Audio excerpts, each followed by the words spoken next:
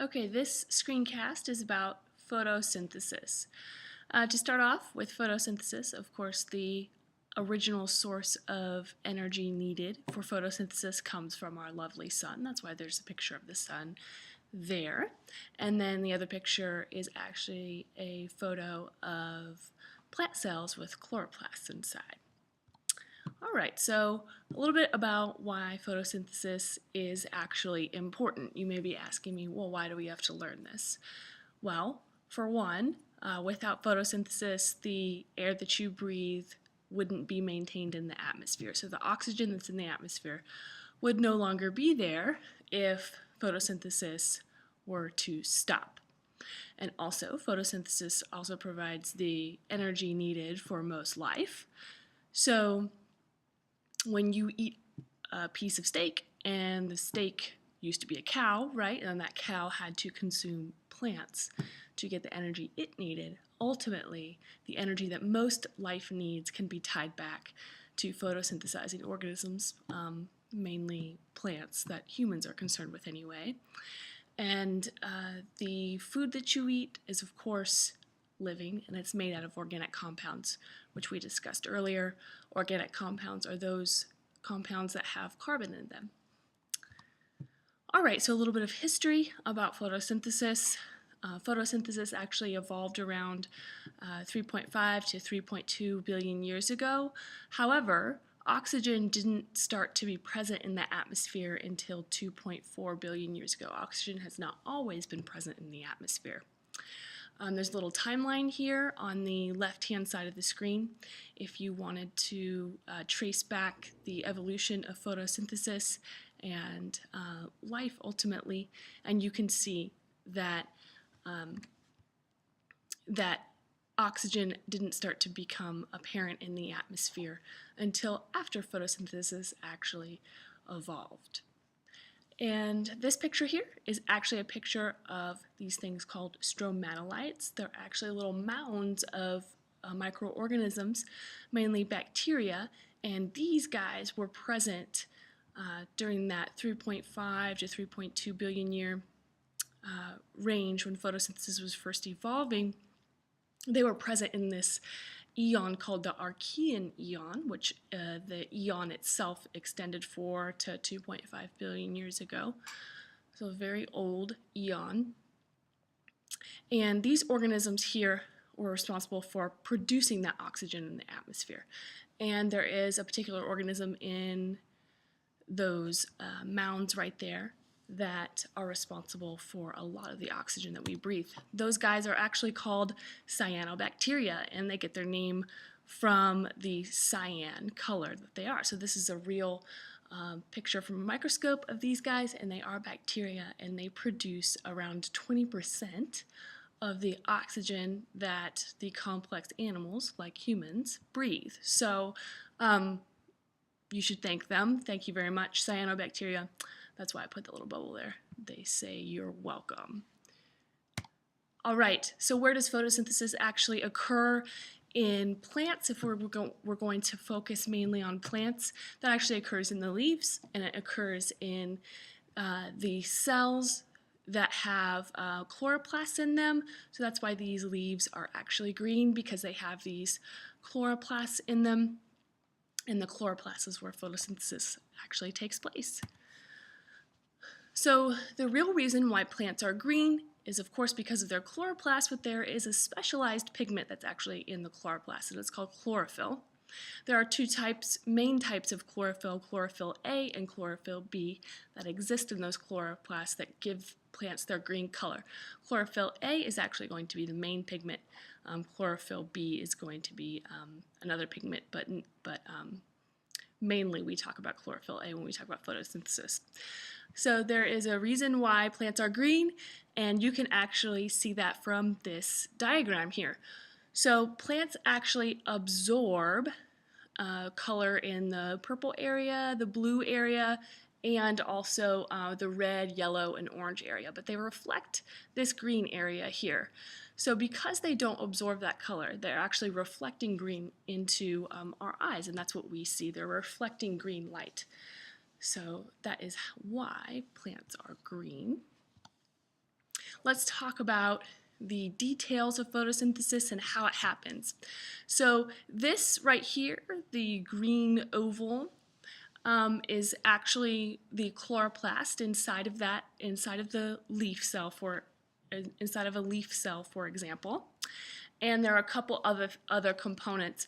We have these things called thylakoids, and they're stacked on top of each other. And this is where the actual pigment of chlorophyll is located, and that's going to interact with our sunlight here. And then we have the area outside of the thylakoids, which is the stroma. So that's this very pale green area here. Note, however, that the green actually only comes from the chlorophyll pigments here in the thylakoid. All right, so how does photosynthesis happen? It's actually divided up into two main reactions. We have the light-dependent reaction, and we call it light-dependent because it actually depends on the sunlight. The sunlight has to come into this reaction and interact with the chlorophyll pigments and cause a whole series of things to happen that we're not necessarily going to cover here. And we're going to ultimately produce oxygen there. And I'll talk about that in a little bit more detail in a second. The second part of photosynthesis, the second main reaction, are the light-independent reactions. And just like how there were complex reactions that happened here, there are also many complex reactions that are part of the light-independent reactions. We call them light-independent because they don't directly depend on the light. They do depend on the products that are made from these reactions, but they don't need light itself directly to happen. All right, let's talk about a few more details about each of these. So let's go back to the light-dependent reaction. So the first step is sunlight has to actually hit the pigments that are in here in the thylakoids, and water actually comes in and it's actually split. So that's how we get our oxygen as the product of this reaction. Excuse me. The reactant is the water. The energy that drives the water to be split is actually from the sun. And then this water can be split and oxygen can be released. Now that oxygen, of course, is that delicious oxygen that we breathe, that we depend on as human beings and many other complex animals. Our complex animals in general also depend on that oxygen, so it's very important. Okay, so oxygen is produced, but there are actually a couple more things that are produced that we need to know about. There are some high energy molecules. We already discussed ATP, that's an energy currency for the cell, but there's also another energy molecule that's produced, and it's called NADPH, and that stands for a long, complicated molecule name. The structure of it is complicated, but all we need to know is that it actually is going to carry energy, and it's going to do that with the hydrogen that it's carrying here. It's actually going to carry electrons because of this hydrogen to the Calvin cycle, and those electrons are going to actually be able to do work in that cycle. All right, so we have started with water, we've started with some sunlight, we got some oxygen, and then we also got some ATP and NADPH out of that. So now we are in the light-independent reactions, and the reactants for that are actually carbon dioxide. So that's where the plants can take in carbon dioxide that's in the atmosphere, the same carbon dioxide that animals like us breathe out. And they will take that in to the light-independent reaction, and we also call the light-independent reaction the Calvin cycle, named after the person who discovered it. That's why it's called Calvin. And there are a whole bunch of complex reactions that happen here. And that carbon from the CO2 will actually get incorporated into sugar. So this sugar actually has 6 carbons, so we're going to need 6 carbons here from CO2 to come through to actually form the sugar. So photosynthesis is actually going to end with the plant making its own food, and in the form of glucose in sugar. And then that sugar can go on to be broken down to release energy to make ATP, and then the plant can have its energy currency. All right, so the light-independent reaction has one reactant here, the carbon dioxide, and then we also have our ATP and NADPH that need to come in. And the products are actually going to be our sugar, we already mentioned that, and then also these two molecules are going to be recycled. So once they've lost their energy here in the Calvin cycle, they can actually go back to the light-dependent reaction to be re-energized. So the ADP can turn back into ATP, and this NADP plus can turn back into NADPH and be recycled over and over again. All right, so this is a simplified version of the equation for photosynthesis, and you need to know this.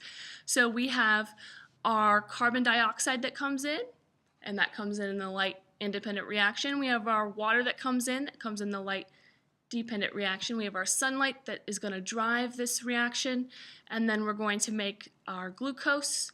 This is the molecular formula for it, C6H12O6, and it's actually six-sided. And then we also have our oxygen gas that's produced. So you should be able to write this out and recognize this equation for photosynthesis. Now, plants also do this thing called cellular respiration, just like you do. So they actually do this in their mitochondria. So they're going to take that glucose that they produced themselves, they produce their own food, and they're going to take that.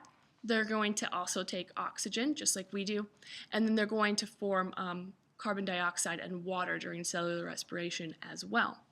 So plants also need to do this process. We get our food, sugar, or whatever it is, from taking in food. Plants produce it themselves, but both of us need to do cellular respiration to form our ATP. All right, so that's a brief introduction to photosynthesis.